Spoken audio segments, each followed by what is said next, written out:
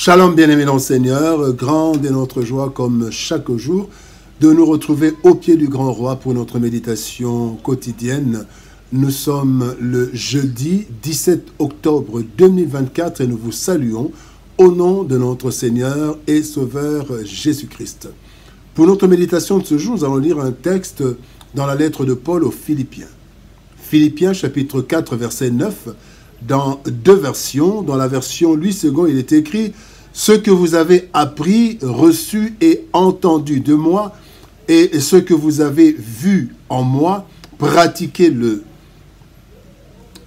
Et le Dieu de paix sera avec vous. » Parole de vie 2017 nous dit « Faites ce que vous avez appris de moi, ce que vous avez reçu et entendu de moi, ce que vous m'avez vu faire. Et le Dieu qui donne la paix sera avec vous. » Pratiquons-le. Pratiquons-le. Pratiquons la parole, pratiquons ce qui est bon, pratiquons-le. Tel est le thème de notre méditation de ce jeudi 17 octobre 2024. Bien-aimés dans le Seigneur, le manque de pratique tue la théorie, car faute de voir la théorie être appliquée, on risque de croire ou de douter même de la véracité, de l'authenticité de cette théorie, et on peut finir par l'ignorer ou l'enterrer. Pourtant, dans ce monde et surtout dans le monde religieux, très peu pratiquent ce qu'ils ont reçu, jusqu'au point où plusieurs se disent chrétiens non pratiquants. On parle de chrétiens pratiquants et chrétiens non pratiquants. Comment concevoir un chrétien non pratiquant? Le texte du jour nous montre l'importance de la mise en pratique de la parole de Dieu. Cela attire la présence active de Dieu dans nos vies. Cette parole est transmise de plusieurs façons et par ceux qui l'aiment et la mettent en pratique. Christ a dit à ses disciples dans Jean chapitre 13, verset 17, « Si vous savez ces choses, vous êtes heureux, pourvu que vous les pratiquiez. » Voici les leçons que nous pouvons tirer de notre texte du jour. Première leçon, la parole de vie. Psaume 33, verset 6 nous dit « Les cieux ont été faits par la parole de l'Éternel et toute leur armée par le souffle de sa bouche. » La parole de Dieu est source et porteuse de vie. Quiconque la met en pratique obtient la vie par elle. En effet, plusieurs écrits nous édifient à ce sujet. D'abord, parlons de la vie éternelle. Eh bien, elle s'obtient par le moyen de la foi, qui, elle, donc la foi, vient de la parole. Romains chapitre 10, verset 17 nous dit « Ainsi la foi vient de ce qu'on entend, et ce qu'on entend vient de la parole de Christ. » Donc, bien-aimés, c'est la parole de Christ qui nous donne cette foi, qui nous donne la vie. Mais il y a aussi une deuxième chose, c'est le respect des commandements divins qui nous maintient en vie. Quand vous lisez le psaume 119, verset 93 ou 93, la Bible dit « Je n'oublierai jamais tes ordonnances, car c'est par elles que tu me rends la vie. » Dans d'autres versions, il dit « C'est par elles que tu me vivifies. » Donc la parole de Dieu nous vivifie, nous remet en vie, nous vivifie. Troisième élément, c'est que l'homme a aussi besoin de la parole de Dieu en plus du pain pour vivre. Matthieu 4, 4, Jésus répondit « Il est écrit, l'homme ne vivra pas de pain seulement, mais de toute parole qui sort de la bouche de Dieu. » Donc, la parole de vie. La parole donne la vie et fait vivre, maintient la vie.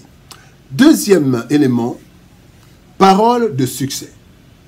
Josué chapitre 1er, verset 8 nous dit « Que ce livre de la loi ne s'éloigne point de ta bouche, médite-le jour et nuit, pour agir fidèlement selon tout ce qui est écrit, car c'est alors que tu auras du succès dans tes entreprises, c'est alors que tu réussiras. » La parole de Dieu, non seulement elle est source et porteuse de vie, mais elle est aussi source de succès. Car Dieu l'a promis à Josué. En effet, Dieu maîtrise tout et il n'y a pas meilleur conseiller que lui. Selon qu'il est écrit dans le psaume 32, verset 8, « Je t'instruirai et te montrerai la voie que tu dois suivre. Je te conseillerai, j'aurai le regard sur toi. » Les instructions et les conseils de Dieu sont infaillibles. Et quiconque les suit scrupuleusement est sûr de rencontrer le succès.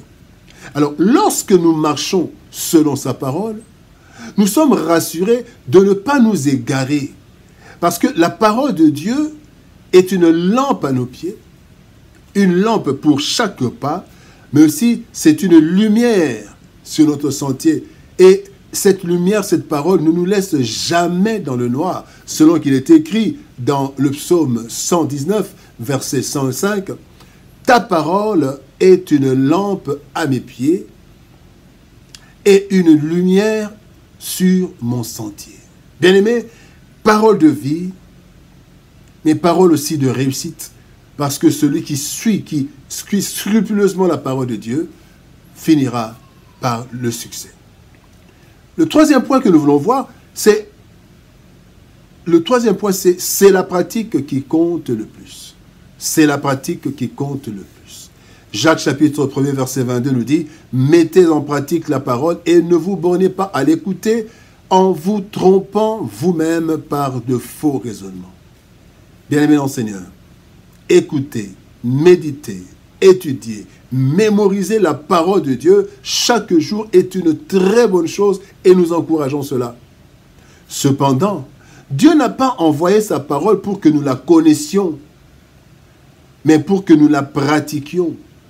Car la force de la parole de Dieu se trouve dans sa pratique. Quand vous lisez Matthieu chapitre 28, verset 19-20, il est dit « Apprenez-leur, enseignez-leur à obéir. » Enseignez-leur à obéir, à mettre en pratique ce que je vous ai enseigné. Enseignez-leur à observer.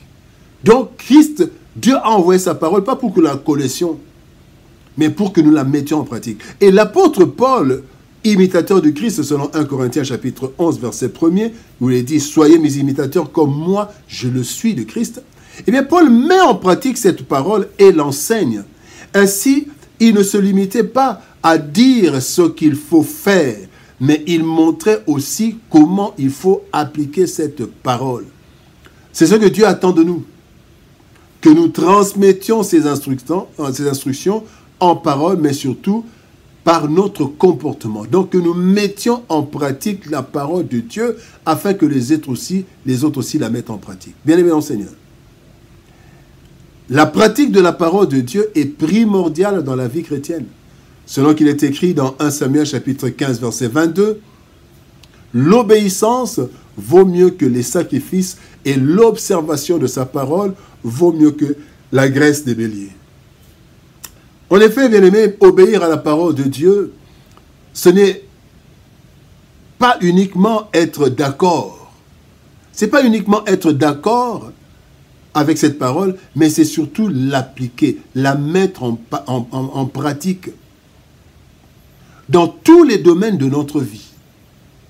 Ainsi, soyons attentifs à ce que nous apprenons, nous voyons, nous entendons sur base de la parole de Dieu. Et ne nous bornons pas à augmenter nos connaissances en parole, mais pratiquons-le, pratiquons la parole.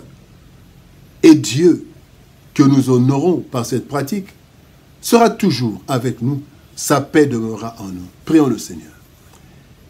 Éternel Père de gloire, merci pour ton amour et ta bonté. Toi qui nous as envoyé ta parole afin que nous la mettions en pratique. Tu as dit à Adam et Ève de ne pas manger de cet arbre. C'était une parole, un commandement. Mais ils ont entendu, ils ont compris, mais ils n'ont pas mis ça en pratique. Et nous subissons jusqu'à aujourd'hui le coup de ces péchés. Seigneur, aide-nous, ô Dieu de gloire. Pas à chercher à connaître la parole de Dieu seulement, mais à chercher à pratiquer la parole de Dieu, la connaissance de la parole de Dieu n'étant qu'un passage. Aide-nous à pratiquer ta parole. Parce que sans la pratique, Seigneur de gloire, rien de bon ne peut subsister. Bénis ta parole et bénis ton peuple. Au nom de Jésus-Christ, nous avons ainsi prié, Père. Amen. Bien-aimés dans le Seigneur, que Dieu nous bénisse. Shalom, au revoir, et par la grâce de Dieu, nous nous retrouvons demain pour une nouvelle méditation au pied du grand roi. Shalom, au revoir, et par la grâce de Dieu, à demain.